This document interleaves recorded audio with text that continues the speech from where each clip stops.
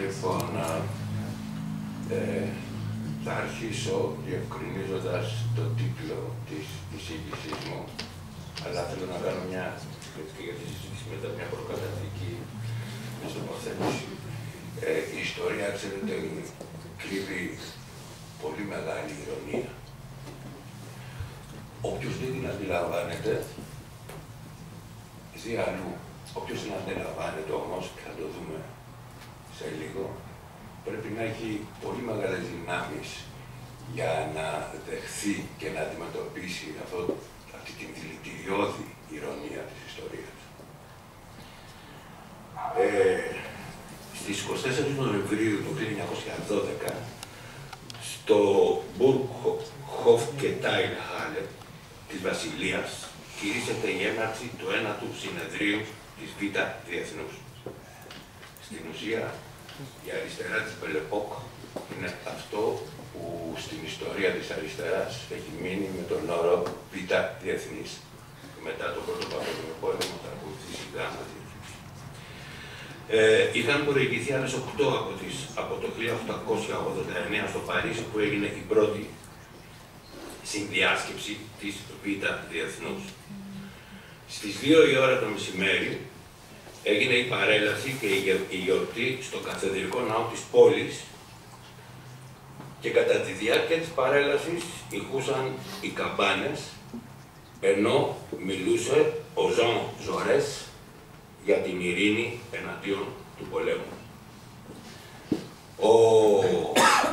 Ο τίτλος που επικαλούμε είναι από αυτό που είπε ο Ζαν Ζορές στην Β' Διεθνή του 1912, αναφέροντας 2 στίχους φαινομενικά αδιάφορους του Γερμανού ποιητή Schiller το 1798, από το ποίημά του Das Lied von der Glocke, το τραγούδι της καμπάνας.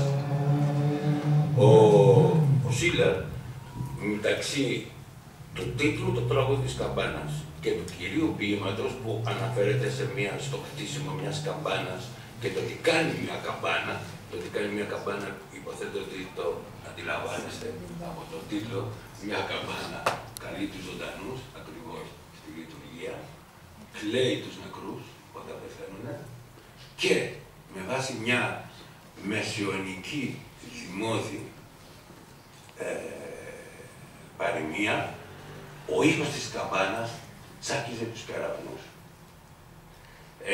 Αυτό λοιπόν το επικαλέστηκε ο Ζορές, αναφέροντάς το, και μάλιστα ο Schiller στο ποίημα του το έχει, επειδή λατινικά, επειδή είναι μια παροιμία της Δύσης στα μεσαιωνικά λατινικά, vivos voco, καλώ τους ζωντανούς, mortuos planco, κλαίω τους νεκρούς, και fulgura franco, θράβω, σπάζω τους κεραυνούς.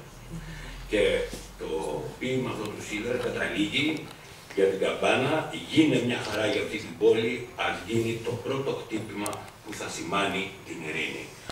Ο Ζορές χρησιμοποίησε θεατρικά αυτούς τους στίχους του Schiller, ακριβώς θέλοντας η ομιλία του να είναι μια ομιλία υπέρ της ειρήνης, που θα αποτρέψει, υποτίθεται, τον πόλεμο ο οποίος επέρχονταν.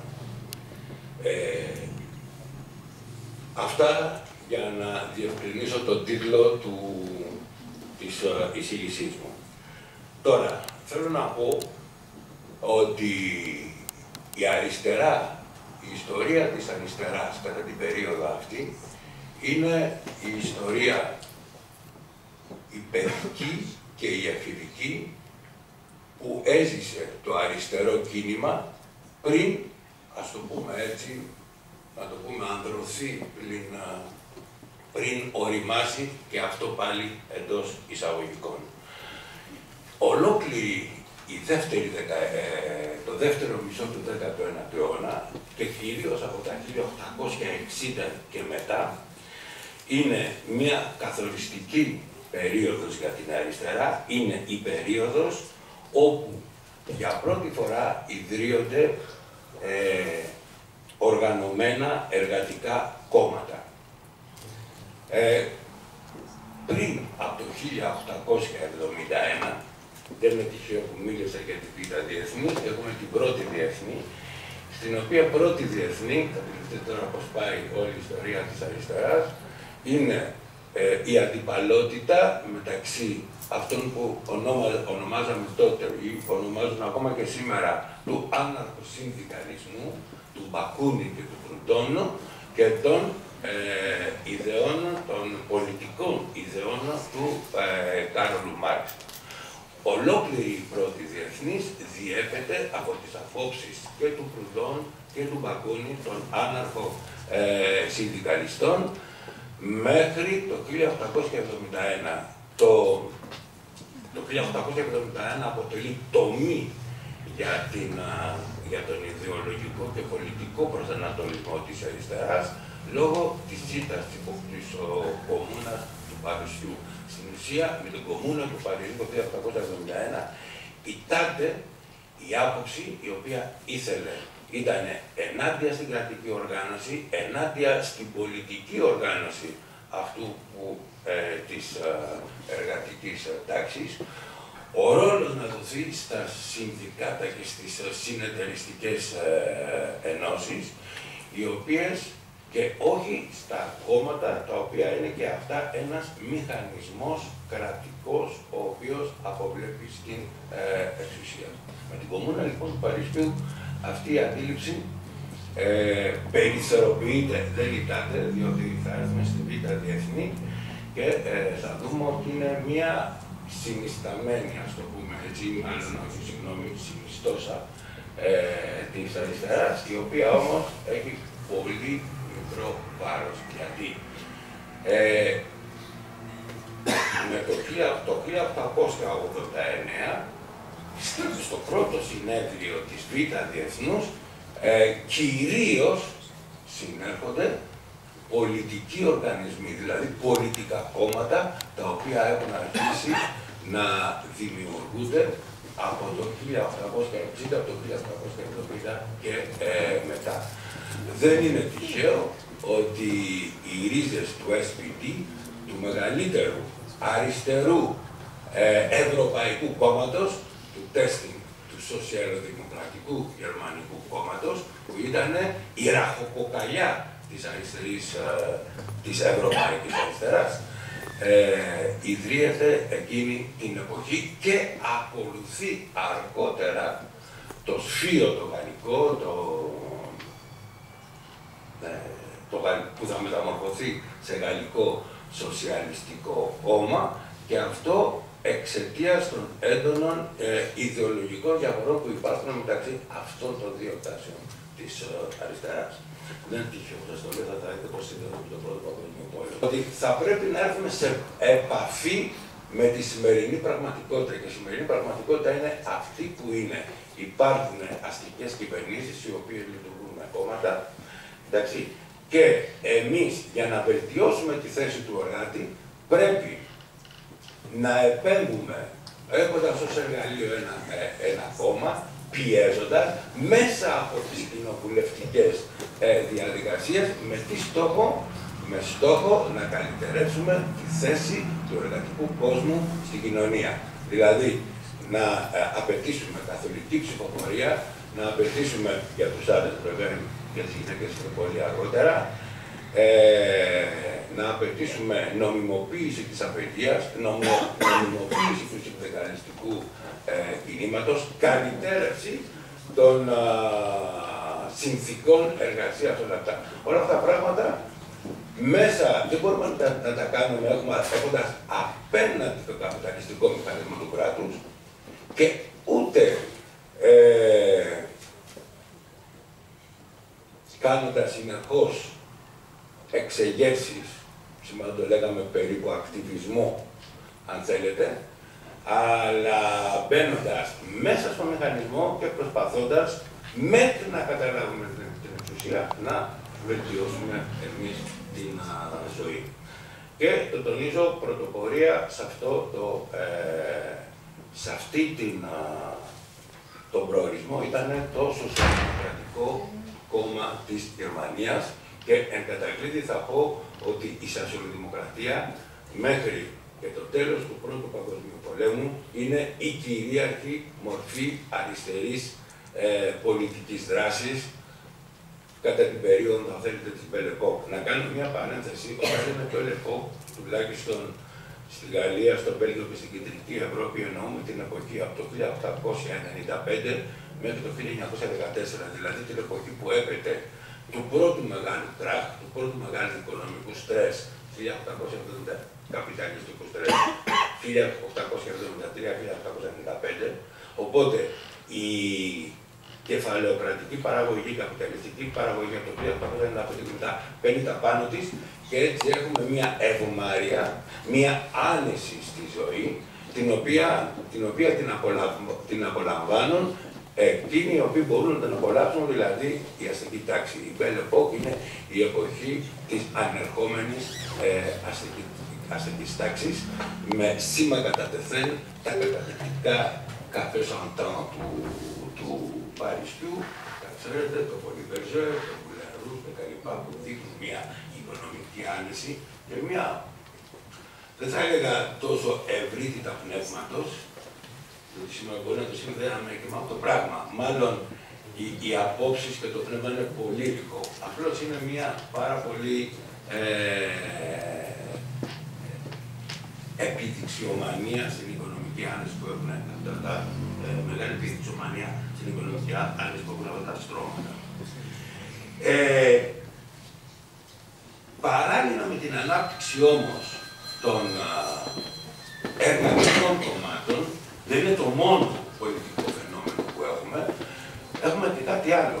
Διότι ξέρετε, η ιστορία ποτέ δεν είναι μαύρο άστρο. Είναι τόση πολυπλοκότητα και είναι τόσο δύσκολο να αλλάξει αποφάσεις που πάρα πολλές φορές κάνεις λάθος και αφορά το λάθος το αναγνωρίσεις πολύ μετά.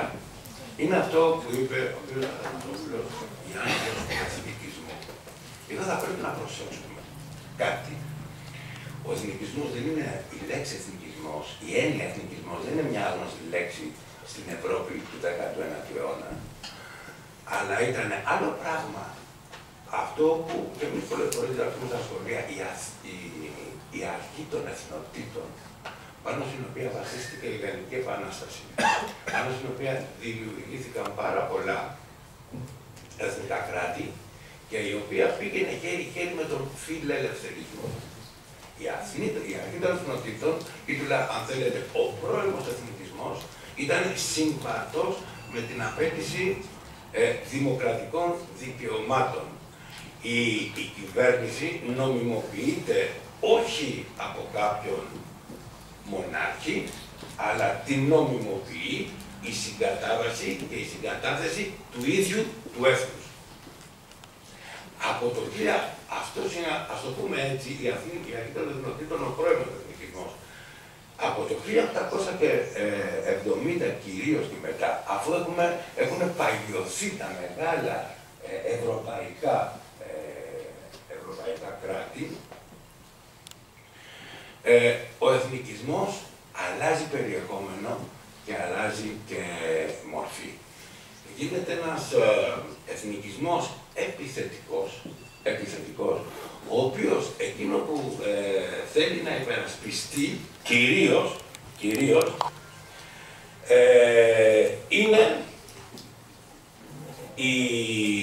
τα συμφέροντα των διαφόρων κρατών εθνών και κυρίως των μεγάλων κρατών εθνών. Και το κυριότερο, αυτή η επιθετικότητα, κάτι σαν να λέγαμε σήμερα ότι εμείς είμαστε και κανένας άλλος, η οποία επιδεικνύεται όχι μόνο, ας το πούμε εντός εισαγωγικών, από το μιλιταρισμό το γερμανικό. Οι μιλιταριστές δεν ήταν μόνο οι Γερμανοί, και από τους Γάλλους και από τους Άγγλους στην απεικιοκρατία τους κτλ. Λοιπόν, γρήγορα, πάρα πολύ γρήγορα, από το 1870 και μετά, επενδύεται από τα δεξιά κόμματα με τον μανδύα του πατριωτισμού. Όποιος δεν υποστήριζε επομένως αυτές τις απόψεις της ανωτερότητας, της επιθετικότητας, της διασφάλισης του δικού χώρου κτλ. Αυτομάτως γινόταν προδότης.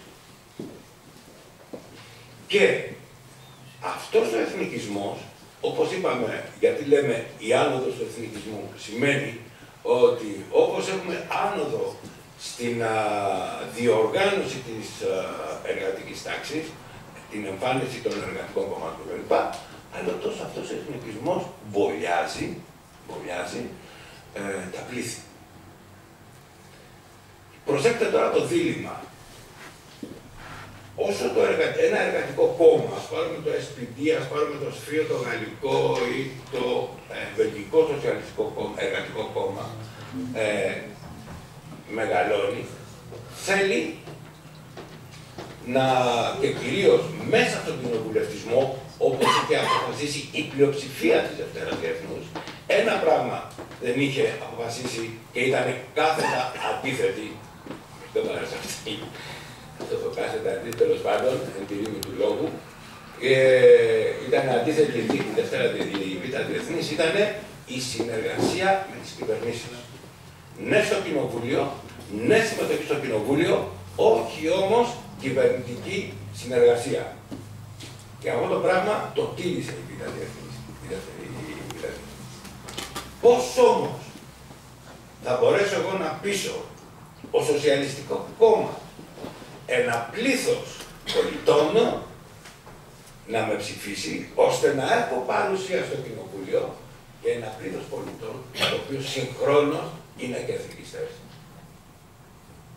Αντιλαμβάνοντας το δίλημμα το οποίο αντιμετωπίζει εκείνη τη δεδομένη στιγμή το εργατικό κόμμα, το αριστερό κίνημα, οι αριστερές οργανώσεις. Διότι από τη στιγμή που βλέπανε ότι ο ακτιβισμός δεν οδηγεί πουθενά, ότι έπρεπε μέσω κοινοβουλίων κυρίως και με τα όπλα που τις έδινε η όποια αστική δημοκρατία την εποχή εκείνη, θα έπρεπε να με αυτά τα όπλα θα έπρεπε να δράσουν. Και έτσι λοιπόν δεν είναι καθόλου το φαινόμενο, επειδή μην νομίζετε και οι λαοί, οι μάζες στην εποχή εκείνη, δεν ήταν ακόμα και αυτοί οι οποίοι ψήφιζαν, σε αυτούς που απευθύνονταν μάλιστα τα εργατικά κόμματα, δεν είχαν μια συγκεκριμένη ιδεολογική άποψη. Κυρίως βάσει των συμφερόντων κινιόντουσαν, θα σας πω μετά τι απίκηση είχαν. Γι' αυτό το λόγο, σε αυτό το τελευταίο τέταρτο του 19ου αιώνα, ήταν πάρα πολύ συχνό να βρίσκεις αριστερούς και εθνικιστές. Πάτε το παράδειγμα των Ιρλανδών, παραδείγματος χάρη. Εκείνων των Ιρλανδών του Νότου, οι οποίοι δεν δεχόντουσαν την Αγγλική Κυριαρχία, οι οποίοι ήταν, όποιος έχει δει τα έργα του O'Cage, ακόμα το καταλαβαίνει αυτό το πράγμα, οι οποίοι ήταν και αριστερών προβλημάτων, αλλά συγχρόνως και εθνικιστές. Το ίδιο γίνεται και με τους Βάσκους στην Ισπανία. Η ενοποίηση της Πολωνίας, το κατεξοχήν που προέρχεται από κατεξοχήν εθνικιστικές θέσεις, γίνεται από το κυρίως με μοχλό το Σοσιαλιστικό Κόμμα Πολωνίας. Επομένως, βλέπετε ότι η πολιτική την οποία έχει να χαράξει ένα εργατικό κόμμα την εποχή εκείνη, η αριστερή πολιτική εννοώ, δηλαδή δεν εννοώ εφόσον δεν είναι και τόσο αυτονόητη, ούτε τόσο εύκολη. Και αυτό το δίλημμα θα το αντιμετωπίσει το αριστερό κίνημα στον πόλεμο ο οποίος επέρχεται. Θα θέλω έτσι, κάνοντας μια παράταση, να σας πω ότι ένα παρεπόμενο αυτού του κρατικού εθνικισμού ήταν το σχολείο. Την εποχή εκείνη, όλη η Ευρώπη, δεν υπάρχει κράτος, κυρίως, που να μην επενδύει στη δημιουργία δημοτικών σχολείων. Και αυτό το καταλαβαίνετε για δύο λόγους. Πρώτον, διότι μέσα από εκεί μπορεί η έννοια, η όποια έννοια, δεν τη χαρακτηρίζω τώρα, του πολίτη να περάσει. Και δεύτερον, πρέπει να γίνει οπωσδήποτε για να περάσει αυτός ο κρατικός εθνικισμός μια ομογενοποίηση, όχι μόνο των ιδεών της κρατικής άποψης για τον πολίτη, αλλά κυρίως των γλωσσών. Ήταν πάρα πολλά ιδιώματα τα οποία μιλούσαν, όπως και εδώ και στην Ελλάδα, άμα δει κανείς το Μισάδιο και τα λοιπά, ακόμα και στην Ευρώπη. Όλο αυτό περνάει μέσα από το σχολείο, από το δημοτικό σχολείο κυρίως, μέσα από τη διδασκαλία, ούτως ή άλλως. Ο κ. Θανατόπουλος σας έδειξε ένα σχολείο, το οποίο είχε ως στόχο, βλέπω και τη γλώσσα, την στοχοποίηση της Γερμανίας. Ένα γαλλικό σχολείο που είχε ως στόχο την... Παράλληλα, και αυτό δεν πρέπει να το ξεχνάμε ποτέ, είναι ένα τέταρτο αιώνος ξενοφοβικό. Η άνοδος της οικονομίας, του καπιταλισμού και όλων αυτών των πραγμάτων οδηγεί ένα πλήθος είτε Πολωνών, είτε Ιταλών, είτε Ελλήνων σε μετανάστευση. Αυτοί οι άνθρωποι έρχονται σε επαφή με νέες κουλτούρες, αλλά κυρίως τι, γιατί είναι ξενοφοβικό. Διότι, και θα σας πω και ένα κλασικό παράδειγμα, με τον Μαξ Βέμπερ, αυτού του ογκόληθου της κοινωνιολογίας, ο οποίος εγγράφτηκε στις αρχές του αιώνα σε ένα κόμμα πανγερμανικό, εντελώς αντιδραστικό, διότι ήταν εναντίον των Πολωνών εργατών, τους οποίους χρησιμοποιούσαν οι Γερμανοί γεωκτήμονες για να ρίξουν το κόστος παραγωγής. Βλέπετε ότι δεν ανακαλύψαμε εμείς την Αμερική. Και αυτά τα πράγματα ανακυκλώνονται και θα ανακυκλώνονται συνεχώς. Λοιπόν, υπάρχει μεγάλη ξενοφοβία. Και σας είπα για τον Μαξ Βέμπερ, απόϊχος αυτής της ξενοφοβίας, μάλλον παρεπόμενο, ήταν η υπόθεση Dreyfus στην Γαλλία, του τέστινγκ, ο αντισημιτισμός. Όλο αυτό. Δεν είναι τυχαίο το ότι παρόλο ότι απεδείχθη πανηγυρικά η αθωότητα του Dreyfus, υπήρχαν Γάλλοι και όχι ευαριθμοί, οι οποίοι πίστευαν ότι κακώς το κατεδίκασε το γαλλικό στρατοδικείο μέχρι το τέλος.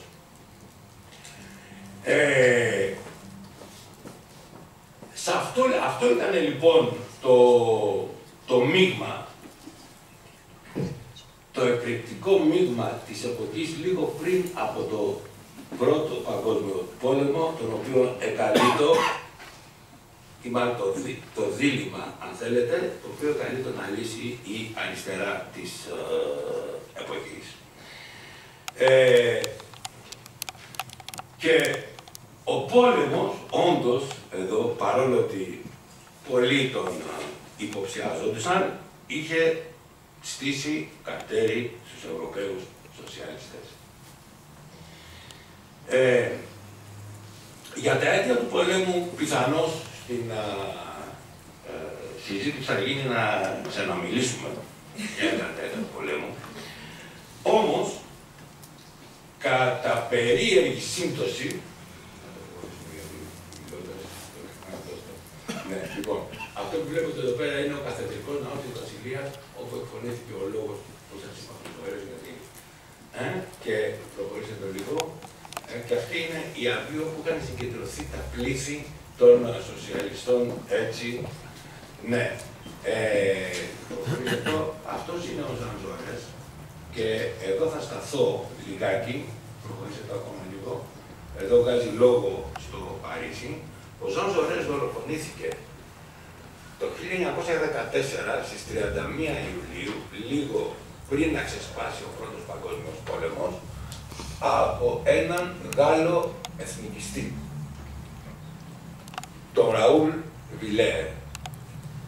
Προσέξτε για τον εθνικισμό. Αυτός ο Βιλέρ έμεινε καθ' όλη τη διάρκεια του πολέμου, μέχρι το 18 έκλεισε τις φυλακές, και όταν έγινε η δίκη του, αφού είχε τελειώσει ο πόλεμος, αθωώθηκε. Αθωώθηκε διότι είχε σκοτώσει, το λέω έτσι κάπως, αλλά αυτή ήταν η άποψη του γαλλικού δικαστηρίου, ένα μίασμα, ένα προδότη. Γιατί ο Ζαν Ζορές ήταν ο κατεξοχήν διαπρίσιος κήρυκας του διεθνισμού. Ο κατεξοχήν διαπρίσιος κήρυκας της ειρήνης. Ο πόλεμος έχει τελειώσει, έχει νικήσει η Γαλλία, και όμως ο δολοφόνος του Ζαν Ζορές αθωώνεται. Τελικά δολοφονήθηκε από τους Ισπανούς αναρχικούς στις αρχές του Ισπανικού εμφυλίου πολέμου στις Βαλεαρίδες, όπου είχε καταφύγει. Στην δίκη Νοταρμός, τα λέγαμε. Αλλά αυτό δεν είναι ιστορία. Λοιπόν,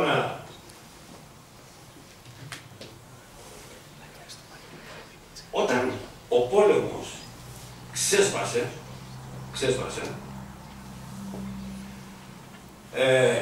οι γαλλικές αρχές είχαν υπολογίσει ότι ο αριθμός των υποτακτών θα ανερχόταν σε ένα 5 με 13%. Δηλαδή, άνθρωποι οι οποίοι δεν θα παρουσιάζονταν για να πολεμήσουν. Κυρίως από το Σοσιαλιστικό Κόμμα κτλ. Ξέρετε πώς ήταν οι υποτάκτες? 1,3. Οι αγγλικές αρχές είχαν υπολογίσει ότι... Μισό λεπτό να βρω τα νούμερά μου. Όχι. Θα σου το πω τώρα. Ότι δεν θα...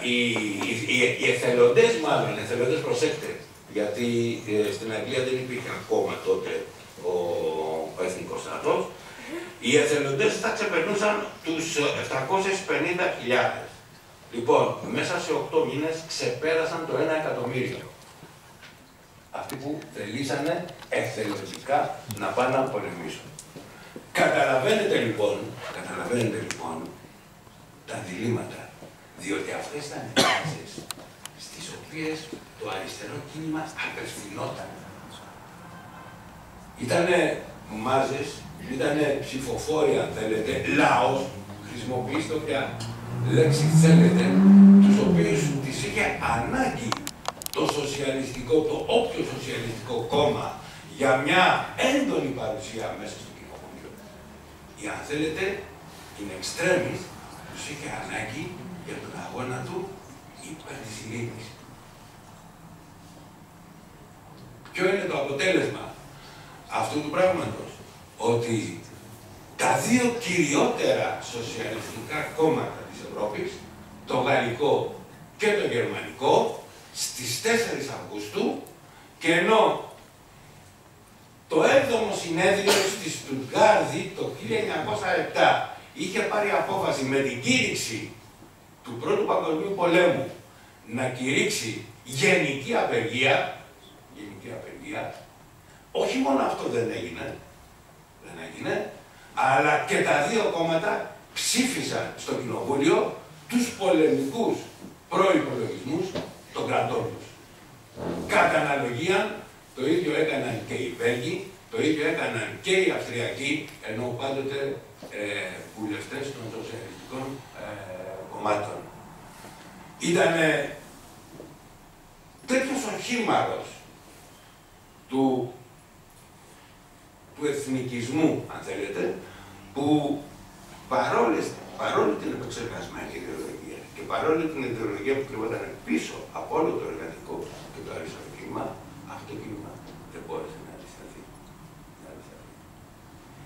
Και όχι μόνο ο λαός, ούτε η οργανωμένη έκφανση αυτού του κινήματος δεν μπόρεσε να αντισταθεί.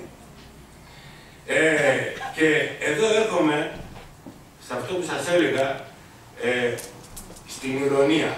Όλα τα κινήματα ονόμασαν τον πόλεμο ή την αντίσταση εναντίον του αντιπάλου πατριωτική άμυνα. Κοιτάξτε πώς ο πατριωτισμός, ο μανδύας αυτό με τον οποίο είχε ντύσει τον εθνικισμό η δεξιά, έρχεται τώρα από τη μεριά της αριστεράς για να ονομάσει τον πόλεμο πατριωτική άμυνα.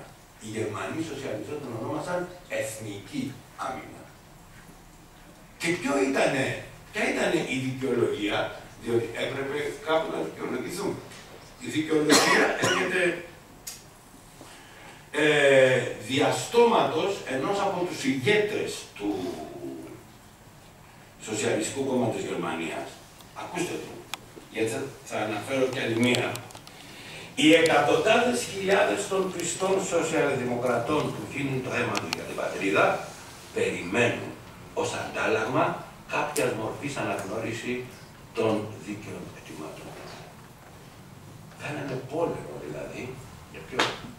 Λέγοντας στη γερμανική κυβέρνηση ότι όταν τελειώσει ο πόλεμος θα πρέπει να μας δικαιώσεις κάπου. Δηλαδή τι? Να διευρύνεις το εκλογικό σώμα, να αναγνωρίσει ορισμένα πράγματα. Αλλά προσέξτε τον έξυπνο σοσιαλδημοκράτη πως δέχεται την ηρωνία. Αυτό που έλεγα στην αρχή. Τι λέει? Λέει λοιπόν ο Λούντβικ Φράνκα, αυτός εθελοντής πήγε, σημαίνος τέλεχος του Σοσιαλδημικού Κόμματος, πήγε εθελοντής, αλλά ευτυχώς είναι από αυτό που λέει, εσύ σκοτώθηκες νωρίς, πέθανε μέσα στο 14. Λέει λοιπόν στο ημερολόγιο του, αντί για γενική απεργία, διεξάγουμε έναν πόλεμο για να αποκτήσει ο λαός της Πρωσίας το δικαίωμα της ψήφου. Αυτό είναι η ηρωνία που σκοτώνει. Αυτό το καταλαβαίνει και αυτός ο ίδιος. Και παρακάτω λέει ότι υπερασπιζόμαστε την πατρίδα με σκοπό να την κατακτήσουμε. Εννοώντας βέβαια ότι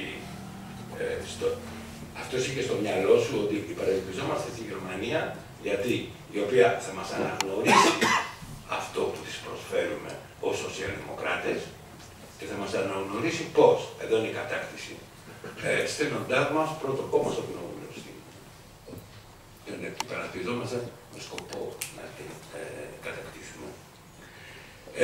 Και τελικά στη Γαλλία ο ίδιος ο Ζιγκέρν, ο οποίος ήταν εναντίον κάθε συμμετοχή στην κυβέρνηση, ο ίδιος μαζί με τους δικούς του συμμετέχει σε όλες τις κυβερνήσεις, τις γαλλικές κυβερνήσεις του πολέμου. Η αντίδραση βέβαια θα έρθει από το 16 και μετά, θα γίνουν 2 συνέδρια. Θα πρέπει να σας πω ότι ήταν 2 μόνο τα κόμματα τα οποία ήταν εναντίον του πολέμου. Μετά το συνέδριο της Βασιλείας, το ένα ήταν το ρωσικό, σε Ελλάδα ήταν το σέρβικο. Από τους εμβόλεμους. Γιατί ήταν και οι Ιταλοί, αλλά η Ιταλία με το 2015 ήταν η ουδέτερη.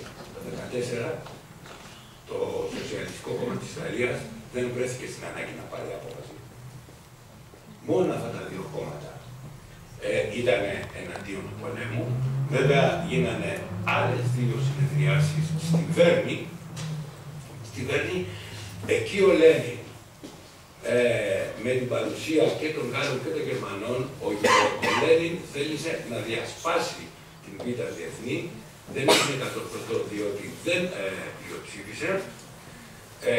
Θέλοντας να καταγγείλει άμεσα τον πόλεμο, δεν το δεχτήκανε ούτε οι Γερμανοί ούτε και οι Γάλλοι, μέχρι το 17 που οι συνθήκες ορίμασαν και έτσι έγινε η επανάσταση στην Ρωσία. Βλέπετε λοιπόν, και εδώ θα τελειώσω, δεν ξέρω αν έχω να σας όλα αυτά τα οποία σας είπα κατά κάποιο τρόπο, είναι, επειδή μου αρέσει πάρα πολύ έτσι, και σίγουρα όταν ήμουν να μου άρεσε το πέρασμα από την ιστορία, την λογοτεχνία, διότι όπως έλεγε και ο Αριστοτέλης, η ποίηση είναι φιλοσοφικότερα της ιστορίας, μας δίνει πολύ περισσότερα να καταλάβουμε το ιστορικό επίκεντρο και το ιστορικό γεγονός από οποιαδήποτε ιστορική αυτή. Υπάρχει ο Όλβι Αραγκόν, ο μεγάλος αυτός Γάλλος συγγραφέας, ιστοριογράφος, ο οποίος στις καμπάνες της Βασιλείας, ένα από τα, κατά την άποψή μου, θα λέγει κάποιος τα καλύτερά του μυθιστορήματα, μας δίνει όλη αυτή την ατμόσφαιρα και της Πελεπό, αλλά και της αριστεράς. Και οι καμπάνες της Βασιλείας είναι ακριβώς το ποίημα που ανέφερα στην αρχή της εισηγήσής μου.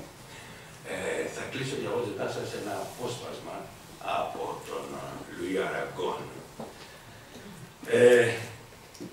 Ο Ζορές μιλάει για τις καμπάνες της Βασιλείας. Οι καμπάνες που το τραγούδι τους έκανε έκκληση στην παγκόσμια συνείδηση και οι καμπάνες της Βασιλείας ξαναρχίζουν να ηχούν με τη φωνή του. Τη φωνή του Ζορές. Αλίμονο. Ο εξορκισμός είναι ελάττεος. Οι κεραυνοί δεν θα τσακιστούν. Οι ζωντανοί, ποιος όμως μπορεί να στολίζεται ακόμα με αυτό το θαυμάσιο όνομα τούτη την ώρα. Όλα αυτά είναι τόσο αβέβαια και εκμηδενισμένα, με ένα ζωντανό σου φτιάχνουν ένα νεκρό. Οι κυβερνήσεις θα πρέπει να θυμούνται, λέει ο Ζορές, όταν επικαλούνται τον κίνδυνο του πολέμου, πως θα ήταν εύκολο για τους λαούς να κάνουν τον απλό υπολογισμό, πόσο λιγότερες θυσίες θα τους στήγιζε η επανάστασή τους παρά ο πόλεμος των άλλων. Σωπαίνει. Άραγε θα κρεμιστεί ο καθεδρικός ναός από τις επεπιμίες και τις ζητοκραυγές. Ο θρίαβος του Ζορές είναι ματωμένος θρίαβος. Οι κύριοι του πολέμου και της ειρήνης δεν θα τους συγχωρέσουν ποτέ. Εμείς που τον χειροκροτούμε, ψηφίζουμε τη θανατική του καταδίκη. Και εκεί τελειώνει το μυθιστόρημα. Αλλά έτσι, τρεις εικαστικές παρεμβάσεις για να τελειώσουμε. Αυτό είναι οι Λιποτάκτες του 1916. Είναι ένα σκίτσο αγγλικό με τον Ιησού στον εκτελεστικό απόσπασμα. Ποιο είναι το ιδιαίτερο, ότι το εκτελεστικό απόσπασμα αποτελείται από 5 στρατιώτες διαφορετικών εθνοτήτων, διαφορετικών κρατών. Εδώ είναι ο Ότο Ντίξ, Γερμανός ζωγράφος, οι χαρτοπαίκτες. Μπορείτε να δείτε τα αποτελέσματα του πολέμου, το πώς οι χαρτοπαίκτες παίζουν αντί για χέρια, χρησιμοποιεί άλλο το χέρι του, ο άλλος η μύτη του. Βλέπετε, είναι ένα φοβερά πικρόχολο και ηρωνικό σχέδιο στα αποτελέσματα του πολέμου. Και το τελευταίο είναι του Άγγλου του Κρίστεφερ Νέβινσον, τα μονοπάτια της δόξας. Αλλά εκείνο που έχει σημασία είναι ο υποπνευματισμός που κάνω από κάτω. Σομ, 1916, 1.000.000 νεκροί σε 140 μέρες. Δηλαδή 7.142 νεκροί τη μέρα. Βερντέν, 1916, 300.000 νεκροί σε 300 μέρες. 1.000 νεκροί ημερησίως. Ναπολεόντιοι πόλεμοι, 700.000 νεκροί σε 4.740 μέρες. 140 μέρες. Ευχαριστώ.